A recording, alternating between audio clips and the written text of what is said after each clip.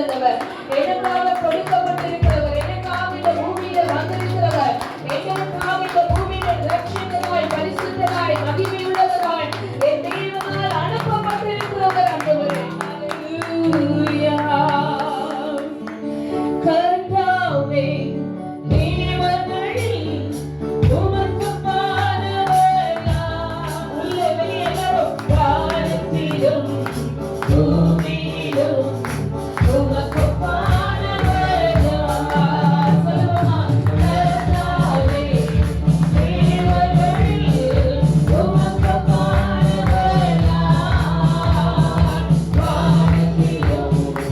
Oh